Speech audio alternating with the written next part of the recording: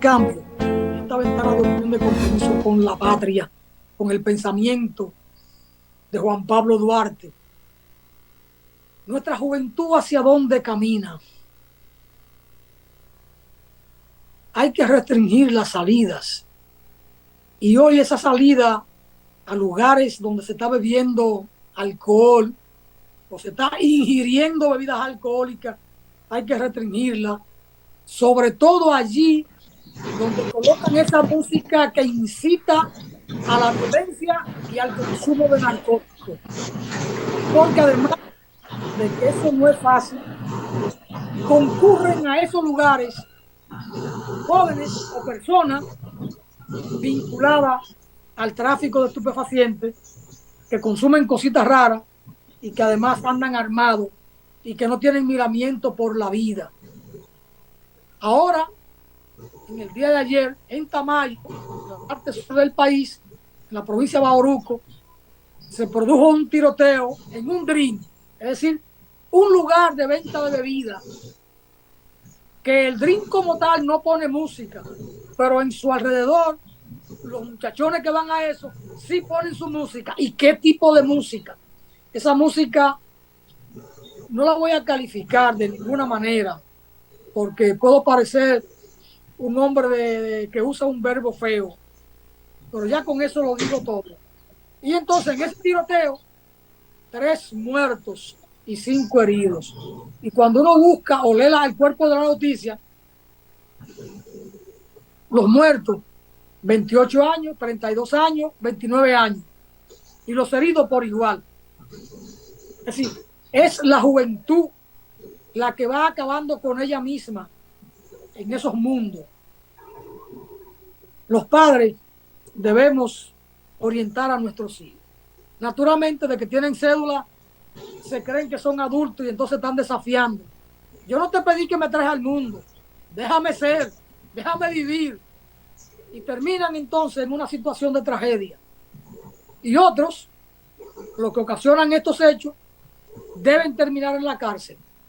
Pues sus padres o las abuelas, en muchos casos son las que están criando a esos muchachones a pasar trabajo visitándolos en una cárcel. Algunos quedan para siempre incapacitados y entonces están en la casa que hay que darle de todo y hasta hay que bañarlo y cuidarlo por una travesura en la calle. Eso fue lo que ocurrió en Tamayo. 2 mujeres y un hombre murieron y otras 5 personas resultaron heridas durante un tiroteo ocurrido la noche del lunes en un drink de la comunidad de Tamayo, provincia de Bauruco. Increíble, don Ponserrate. Las fallecidas fueron identificadas por la Policía Nacional como Sandy Robeli Michel. Oiga los nombres. Sandy Robeli Michel. Ya no es Ramona, ya no es Juana, ya no es Facunda, ya no es María, no. Sandy Robeli Michel, de 29 años. Y Froldeli Mateo Caminero, de 37 años. Y los heridos son de 30 años, 19 años, 32 años y 28 años. Ese es el cuadro que tenemos, Ponserrate. En este país de Dios nos vamos quedando sin juventud y cuando un país se queda sin juventud va perdiendo su fuerza de trabajo y sin trabajo no se puede crear riqueza. ¿Hacia dónde nos conducen, don Ponserrate? Hacia el exterminio cultural, porque eso que usted plantea que no quiso nombrar, esa ruptura, esa música de ruptura, porque en todas las sociedades, en toda la época, ha existido expresiones musicales y culturales de ruptura, de rompimiento de las tradiciones, del status quo, para oponerse. Lo que pasa que en esta época en que estamos viviendo, esa música de ruptura está ligada al tráfico y consumo de estupefacientes, pero no deja de ser una música de ruptura en contra del status quo, en contra de esa represión que hay, en contra de la juventud por no brindarle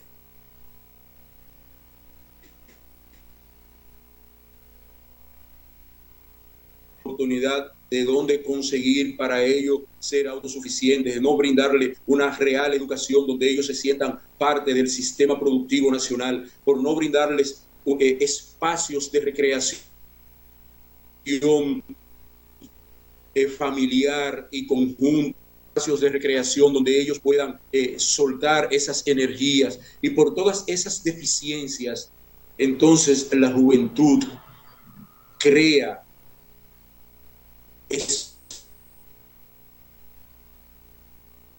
espacios, aunque estén ligados al tráfico y consumo de estupefacientes. Y eso hay que ver también cómo intervienen otros espacios culturales foráneos que también forjan esas disrupciones. Y eso hay que entenderlo, don Alfonso.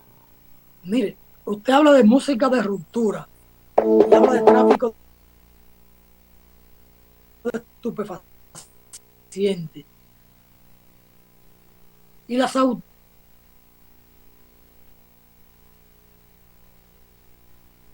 autoridades características. Aquí hay lugares en los, de alguna manera, públicos. Por ejemplo, la orilla de un río, donde llegan 4, 5, 7 vehículos de alta gama y compiten a quien tenga el equipo de música más potente.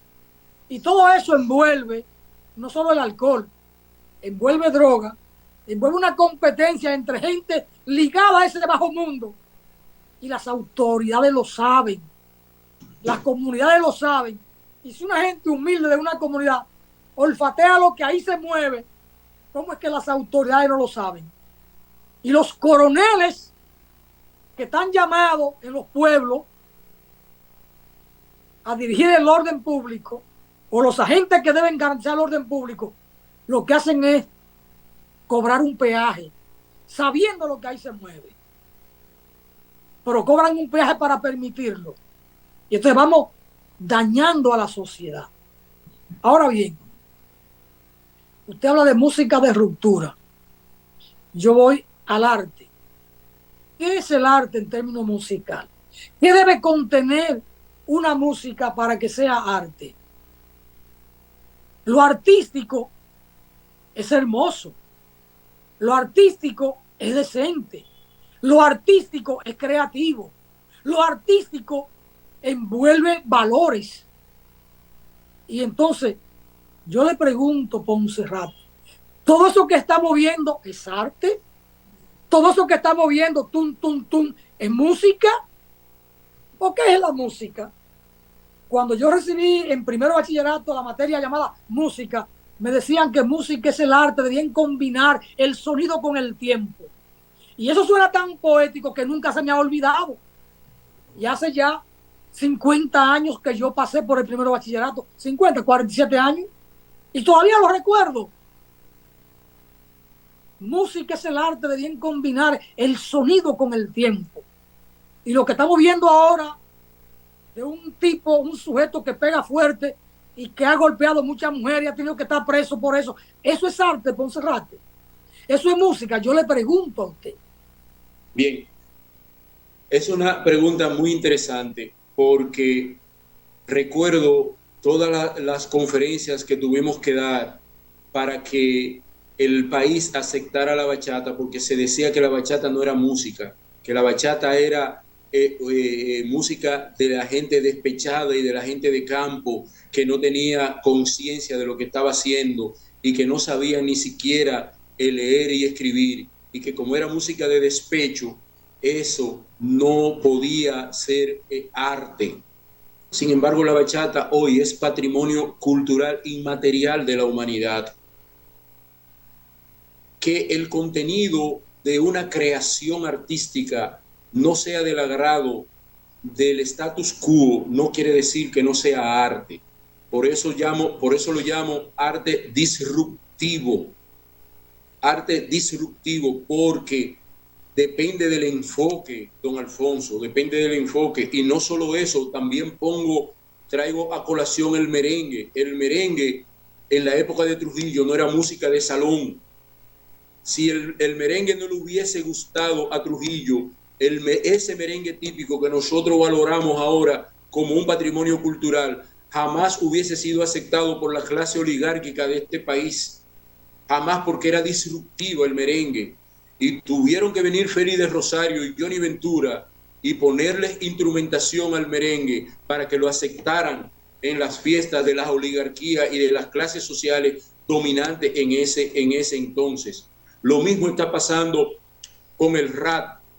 Hay una serie de chicos que cantan rap social, pero eso no le interesa al status quo, porque ese rap social trae conciencia a la juventud. ¿Cuál es el rap que promueven en las emisoras de los oligarcas? El rap que llama a golpear a la mujer, el rap que llama a hacerse millonario de la noche a la mañana sin el más mínimo esfuerzo, el rap que llama a evadir la justicia, el rap que llama a promover el consumo de sustancias narcóticas. Ese es el que promueven. Pero ¿quién es el que lo promueve? Es en las emisoras de los oligarcas que se promueven, no en las emisoras pequeñas, es en los grandes oligopolios de las emisoras y de las redes televisivas que maneja la oligarquía, porque les conviene que la juventud esté en eso para poder manejarlas a su antojo y a su placer. Por eso hablo de cultura disruptiva, porque también hay un dembow, también social, pero ese dembow no está en los medios de comunicación porque no le interesa que ese dembow social esté sonando, porque ese crea conciencia. Y mientras más inconsciente sea nuestra juventud, mejor la controlan las élites dominantes de nuestro país y del mundo. Y eso es dirigido, don Alfonso, amigos de Voz para el Cambio, por eso es que hablo de cultura disruptiva. ¿Usted considera que todas las malas palabras que suelta no, eso no, por ahí?